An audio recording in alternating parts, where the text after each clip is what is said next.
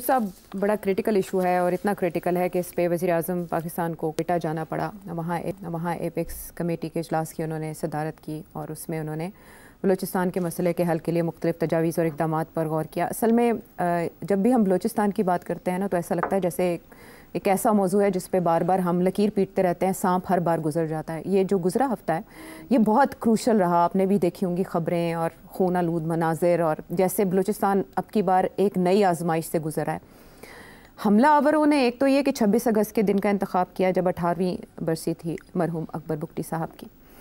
26 अगस्त की शब को हम देख रहे हैं कि 6 मुख्तलिफ मकामात पर मुख्तलिफ तरीक़ों से अटैक किए गए। कहीं शनाख्त करके टारगेट किया गया और कहीं जो पुलिस चौकियां हैं, थाने हैं, उनको टारगेट किया गया। फिर मुख्तलिफ शाहराहों पे भी हमने देखा, कहीं रेलवे लाइन उड़ा दी गई, चाहे कहीं जला दी, गाड़ियाँ जला दी गई। एक मैसेज दिया गया खौफ का, दहशत का।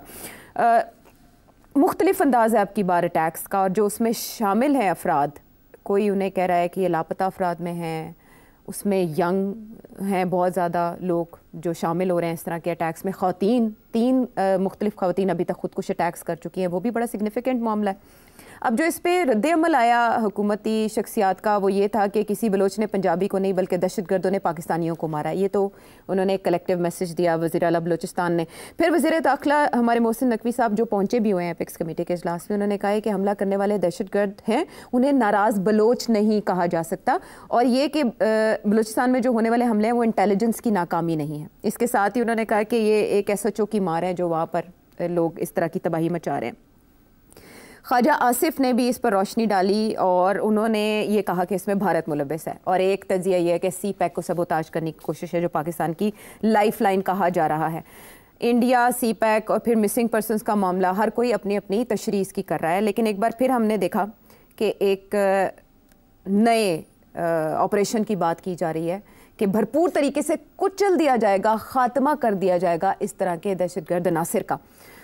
मुझे आपसे ये जानना है कि सारी लीडरशिप अब कोयटा बैठी है, इस्लामाबाद में भी हालांकि ब्रीफिंग्स तो इस मामले पर मिलती ही हैं, सब आगाह करते हैं, अपडेटेड रहते हैं हर वक्त बलूचिस्तान के जिस तरह का मामला रहा। अब की बार ऐसा क्या किया जा सकता है या करेगी ये हुकूमत जिसे हम एक भरपूर रिस्पॉन्स, भरपूर रद्द-ए-अमल करार देंगे? रियासत क्या करेगी? आपने जो $100 मिलियन सवाल है वो पहले ही पूछ लिया। असल में ये बार बार हमारी क़यादत की तरफ से कहा जा रहा है ना कि हम भरपूर रिस्पॉन्स देंगे। इस तरह के बयान तो पहले भी आते रहे। मैं आपसे जानना चाहूँगी कि अब की बार मुख्तलिफ होगा कुछ? अगर तो वही पॉलिसी रही जो कि 70 साल से एक पॉलिसी चल रही है हमारे हुक्मरानों की, तो फिर तो ये जो मर्ज़ी कर लें कुछ भी नहीं होगा, क्योंकि उसी पॉलिसी के तहत ही आज यहाँ हम खड़े हैं। वो क्या पॉलिसी थी, क्या उसमें खामियां थी, क्या वो पॉलिसी अब तब्दील होने जा रही है या पॉलिसी तब्दील नहीं होगी, रास्ते नए ढूंढे जाएंगे उसी पॉलिसी के तहत? अच्छा। ये सारे सवाल बहुत अहम हैं।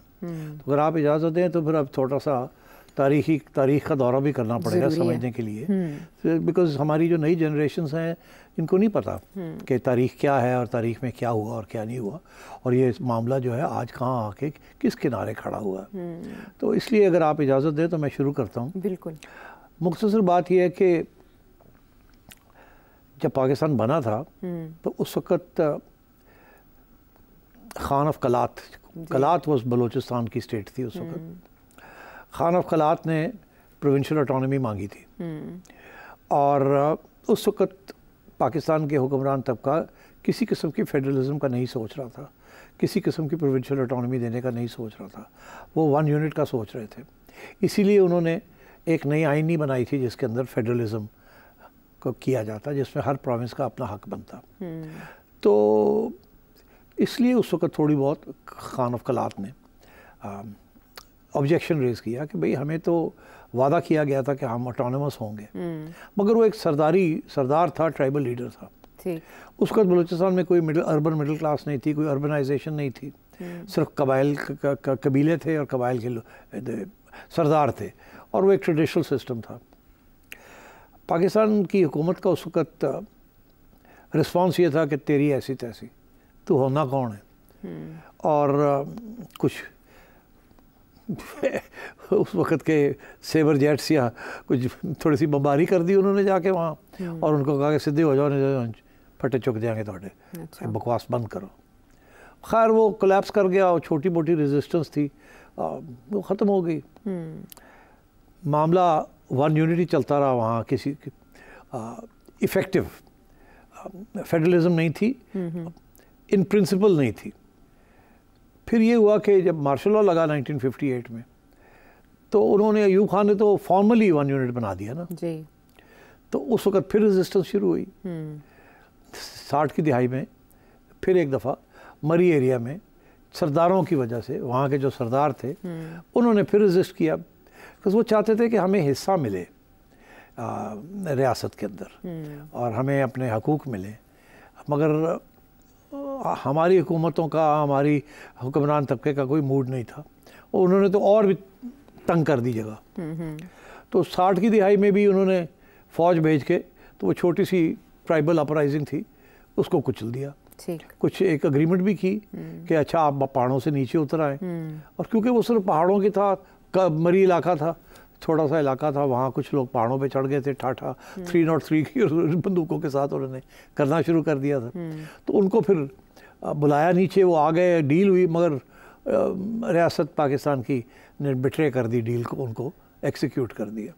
वो भी एक हिस्टोरिकल मेमोरी में एक दाग है बलोच की, जो जिसे आप कहते हैं कॉन्शियसनेस में। मगर उस वक्त भी कोई लंबी मिडिल क्लास नहीं थी, कोई अर्बनाइजेशन नहीं थी, कोई ख़ास डेवलपमेंट नहीं। अयूब के ज़माने में डेवलपमेंट हुई, मिडिल क्लास बननी शुरू हुई। फिर अयूब फारग हुआ तो बांग्लादेश हो गया, वहाँ भी आपको पता है यही मसला था फेडरलिज्म का। वो कहते थे कि ये 2 यूनिट्स जो हैं, अगर 2 यूनिट ही करने हैं तो फिर हम जीत गए 1 यूनिट में, हमें पाकिस्तान का हुक्मरान बनाए। वो हमने यहाँ से बैठ के कहा नहीं हो सकता। तो फिर देखा आपने क्या हुआ, और एक सियासी प्रॉब्लम को हल करने के लिए हमने मिलिट्री ऑपरेशन किए, और उसमें फिर इंडिया की मदाखलत हुई। इंडिया की मदाखलत, ठीक, तो बांग्लादेश बन गया।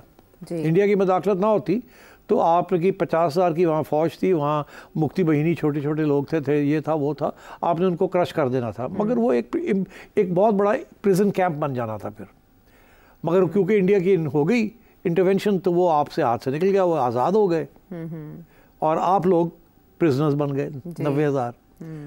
फिर बड़ी मुश्किल से भुट्टो साहब ने उन सबको वापस लेके आए और एक डील की इंदिरा गांधी के साथ। 70 की दिहाई में क्या हुआ कि भुट्टो साहब ने आपको आइन दे दी, जिसके अंदर फेडरल कैरेक्टर आइन का था और हर प्रोविंस के हकूक थे। बलोच जो थे उनमें से सिर्फ एक बलोच था लीडर जो कि उसके ख़िलाफ़ था, बाकी सब ने कहा ठीक है मान जाते हैं।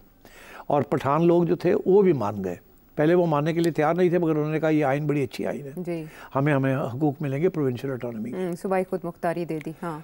तो वो वली खान ने मना लिया बलोचों को, अताउल्लाह मेंगल को मना लिया। अच्छा। और गौस बख्श बिज़ेंजो जो के बलोचिस्तान नैप के लीडर्स थे उनको मना लिया। एक सरदार एचएसएन कॉलेज का पढ़ा हुआ, पंजाब का पढ़ा हुआ, उसने कहा नहीं मैं नहीं मानता, हमें ये कम हकूक़ है, हमें ज़्यादा हकूक़ मिलने चाहिए। उनका नाम था खैर बख्श मरी, वो मरी कबीले के सरदार थे। और याद रहे कि 60 की दिहाई में भी मरी कबीला के लोग खड़े हुए थे। उस वक्त खैर बख्श जो था वो स्कूल में ही था, मगर कबीले जो थी वो मरी कबाइल खड़े हुए थे। तो वो एक छोटी सी जगह थी मरी इलाका जहाँ रेजिस्टेंस थी। अच्छा। और वो भी सरदार की वजह से। मगर फिर इन्होंने मना लिया खैर बख्श मरी को और कहा कि नहीं जी साइन करें। अच्छा। तो सब ने साइन कर दिए जाके, फिर आइन के ऊपर भुट्टो साहब ने सबको कहा साइन करें। 1973 की कॉन्स्टिट्यूशन बहुत 99.9% कंसेंसस के साथ बनी। अच्छा। जिसके अंदर फेडरल कैरेक्टर जो था वो पक्का कर दिया गया। उसमें ये था कि 2 लिस्टें बना दी, एक फेडरल एक प्रोविंशियल, और ये कहा गया कि सारे के सारे 90% सब्जेक्ट्स जो हैं वो प्रोविंशियल ही होंगे। फेडरल गवर्नमेंट जो है वो सिर्फ 3-4 मोटी मोटी चीज़ें अपने पास रखेगी, फॉरेन पॉलिसी रखेगी, डिफेंस रखेगी, करेंसी रखेगी, और इकॉनमी जो है मोटी मोटी, बाकी सब चीज़ें जो है वो प्रोविंसेस को चली जाएंगी। हाँ। आइन में लिखा था कि 10 साल के अंदर अंदर ये होगा, नहीं हुआ। वो उन्होंने साइन कर दिया कि चलो जी 10 साल ऐसे काट लवाएंगे। अच्छा। वो आज तक नहीं हुए। आज भी बातें हो रही हैं कि जी फेडरलिस्ट जो है उसको और डिवॉल्व किया जाए। 18th अमेंडमेंट जब जरदारी साहब लेके आए तो उससे बहुत से सब्जेक्ट्स जो कि 40 साल पहले होने थे वो फाइनली जाके उनमें से कुछ ट्रांसफ़र हुए, मगर उसके दौरान बहुत सी ग्रीवेंसेस बननी शुरू हो गई। 70 की दिहाई में भुट्टो साहब नाराज़ हो गए खैर बख्श मरी के साथ क्योंकि वो साइन नहीं कर रहे थे जी, और वो आंखें दिखा रहे थे। और तो उन्होंने वहाँ जो गवर्नमेंट थी नैब की गवर्नमेंट जो थी वो उसने पर अपने हिलाने शुरू कर दिए कि हमें ये भी चाहिए, आपने तो वादा किया था, आइन में लिखा है, आप दे नहीं रहे हैं। उधर वली खान की हुकूमत थी केपी में जी, तो उन्होंने भी कहा कि जी ये भी देना था, आपने नहीं दिया। भुट्टो साहब ने कहा तोड़ी ऐसी नहीं तैसी, उन्होंने पर क्लिप कर दिया, तो मैं सॉर्ट आउट कराना हाँ। उन्होंने क्या किया कि वली खान, खैर बख्श मरी, अताउल्ला मैंगल, गौस बख्श बज़ेंजो और 2 चीफ मिनिस्टर्स, 2 गवर्नर्स केपी के और बलूचिस्तान के, सबको उठा के इल्ज़ाम लगाया। पहले तो नैब को बैन किया सुप्रीम कोर्ट के जरिए, और साथ ही इनको जेलों में डाल दिया और कहा कि आप साजिश कर रहे हैं, आप बलूचिस्तान को अलग करना चाह रहे हैं, आप एक कंस्पिरेसी कर रहे हैं पाकिस्तान को तोड़ने की। अच्छा। एक हैदराबाद के अंदर एक सबको डाल दिया। हाँ। चाहे जैसे ये हुआ तो मरी एरिया में जहाँ हमेशा कुछ गड़बड़ होती थी, वहाँ कुछ 150-200 कबायलियों ने अपनी 303 लेके फिर खड़े हो गए वो। अच्छा। कोई बुकटी नहीं ज्वाइन किया, कोई मिडिल क्लास ने ज्वाइन नहीं किया, सिर्फ मरी कबीला खड़ा हो गया। कैरी कर रहा था। उनका सरदार भी जेल में था, उनके बड़े छोटे सरदार भी जेलों में थे, बिकॉज वो हमदर्दी तो थी। उन पे इल्ज़ाम लगा और ये हो गया। तो आप समझे ये 3rd राउंड हुआ, पहला कलात का राउंड हुआ, फिर 60s का राउंड हुआ, और ये अब जाके फिर 3rd राउंड हुआ 70s के अंदर। और ये 4 साल ये छोटी मोटी इंसर्जेंसी चली, ठीक। और उसको फिर इन्होंने 50,000 फौज भेजी वहाँ, और ईरान से हेलीकॉप्टर्स मंगवाए। अच्छा। शाह ईरान ने हेलीकॉप्टर्स दिए, और वो 150 लोगों ने आगे लगाया हुआ था, और उनके बंदे मर नहीं रहे थे और ये एम्बिशस कर रहे थे। वो एक पहाड़, एक पत्थर को जानते थे। बहुत मुश्किल टेरेन है वहाँ, और पाकिस्तान की अफवाज जो थी it was used for conventional warfare, not guerrilla warfare. तो कैजुअल्टीज़ होनी शुरू हो गई। इन्होंने फिर सोचा और क्या तरीका है, हम वो तो आते हैं आउट ऑफ कहीं से आ जाते हैं, मार के 2 बंदे चले जाते हैं। तो इन्होंने फिर ईरान से रिक्वेस्ट की कि हमें हेलीकॉप्टर्स चाहिए। फिर इन्होंने एक हेलीकॉप्टर कैंपेन चलाई। अच्छा। जिसके ज़रिए उन्होंने वो जो इंसर्जेंसी थी उसके ऊपर प्रेशर डाला, और लोगों को डिसअपेयर किए, लोग मारे गए वहाँ लोग, और जो लोग बच गए वो उठ के भाग गए अफगानिस्तान, और वो इंसर्जेंसी को उन्होंने कचल कर दिया। अच्छा। 150 बंदा था। इन लोग कहते हैं पता नहीं 5,000 थे, 150 बंदा था, मैं आपको बता रहा हूँ। फिर क्या हुआ कि हैदराबाद के अंदर इन सबको जेलों में डाला हुआ था। अच्छा। फिर भुट्टो की होगी छुट्टी, ज़ियाउल हक आ गए। ज़ियाउल हक ने सोचा मैं सियासी तौर पे इसको डील करता हूँ, बड़ा चालाक था। उसने सबको छोड़ दिया जेल में से और कहा कि जाइए आपको अब जो चाहेंगे आपको मिलेगा। वो भुट्टो जालिम था, तो ये सबको जेलों से छोड़ दिया। ये सारे बड़े प्रो आर्मी हो गए, और किसी को शिप ब्रेकिंग का कॉन्ट्रैक्ट दे दिया। अच्छा। किसी को ये दे दिया, किसी को कहा गवर्नमेंट में आ जाओ, किसी को ये दे दिया, सारे खुश हो गए। सरदार थे ना, अवाम तो थी नहीं। सरदार थे, उनके कबायली थे, कबायली तो जो सरदार कहता था वो करते थे। बिल्कुल ठीक। और जो सो कॉल्ड रेजिस्टेंस थी वो खत्म हो गई। और जो लोग भागे हुए थे वो अफगानिस्तान में जाके बैठ गए, क्योंकि वो उनको डर था वापस आएंगे तो फिर ज़्यादा का नहीं, आ जाओ कुछ नहीं होगा। अच्छा। तो 2-3 साल के बाद वो भी वापस आ गए, उनको भी कुछ नहीं किया। उनको भी उन्होंने फिर कॉन्ट्रैक्ट्स देने शुरू कर दिए, उनको भी 4 पैसे बनने शुरू हो गए, तो ख़त्म हो गई सारी। हाँ। तो फिर ये एक स्टेज थी कि कोऑप्ट कर लिया, जो लोग रेजिस्टेंस कर रहे थे उनको कोऑप्ट कर लिया, रियासत के अंदर ले लिया, जप्पी पा ली, क्योंकि बाकी सरदारों को पैसे दे रहे थे तो उनका इन्होंने भी दे दियो। बिल्कुल खत्म करो, मुंह बंद करो। और ये सब बुग़्ज़ भुट्टो में किया नहीं, बिकॉज वो तो देखिए ना, एक भुट्टो को तो छुट्टी कराई ना, छुट्टी करा दी, तो जो उसके खिलाफ थे उनको उन्होंने अपने साथ मिला लिया। वही ना बुग़्ज़ भुट्टो में किया। चलो, तो उसके साथ ये सो कॉल्ड बलूचिस्तान प्रॉब्लम जो था वो कुछ हद तक सॉल्व नहीं हुआ, मगर कुछ हद तक डिफ्यूज हो गया। एक आध लीडर रह गया जो कि रूस के बैठा हुआ था कि मैं तो नहीं मानता, मैं कोई सपोर्ट नहीं थी। बलूचिस्तान स्टूडेंट्स ऑर्गेनाइजेशन एक्टिव थी। अच्छा। मगर वहाँ भी तब्दीलियाँ होनी शुरू हो गई, वहाँ भी लोग मारे गए, कोई भाग गए, कुछ ये हो गया, आपस में लड़ाई झगड़े हो गए। वो भी जो एक नेशनलिज्म का जो एक गढ़ बनती जा रही थी वो भी डिफ्यूज़ हो गई। तो ज़ियाउल हक ने जो पॉलिसी इख्तियार की उसके साथ बलोच मूवमेंट जो है उसको उन्होंने डिफ्यूज़ कर दिया। ठीक। केपी में कोई सब नेशनलिज्म नहीं थी, ये बलूचिस्तान में इस किस्म की सब नेशनलिज्म बन रही थी, वो गायब हो गई।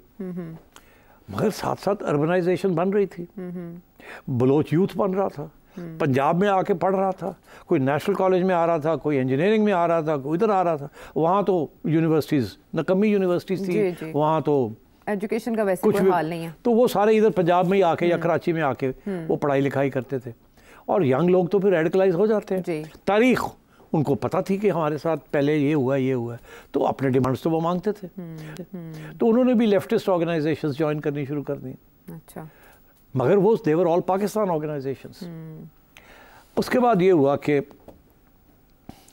मुशर्रफ साहब जब ज़िया गया तो बेनज़ीर आ गई, बेनज़ीर के बाद नवाज़ आया, नवाज़ के बाद बेनज़ीर आ गई। इन्होंने वही पॉलिसी नहीं ज़िया वाली इख्तियार की, ठीक है, कि बलोच नेशनलिस्ट जो थे, अताउल्ला मेंगल उनके बेटे जो थे वो, और बाकी लोग जो थे जो फरार हुए थे या फरारियों को सपोर्ट करते थे, उनको सबको कोऑप्ट कर लिया।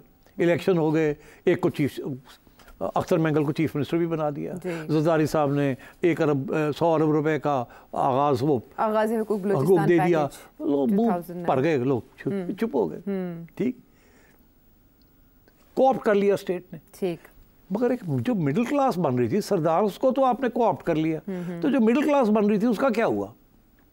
वो तो उनको तो कहीं नहीं थी, उनको नौकरियां नहीं मिल रही थी, वो कोई बाहर जाने की कोशिश कर रहा था, कोई कोशिश कर रहा था कि ब्यूरोक्रेसी में चले जाएं, मगर क्योंकि तालीम लो थी तो उनके खिलाफ दरवाजे बंद थे उनके।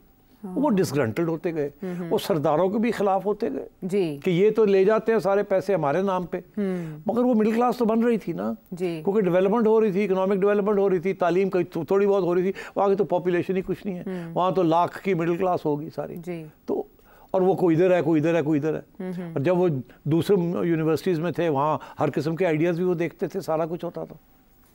So this is what was happening. एक तरफ रियासत के जो पॉलिसी थी वो सरदारों के साथ काम करने की पॉलिसी थी, एक तरफ वो कहते थे ये सरदार गद्दार है जी, एक तरफ बाकी सारे सरदारों को साथ लेके चलते थे, उनको खिलाते पिलाते थे, उनको ओहदे देते थे, उनको कोऑप्ट करते थे जी।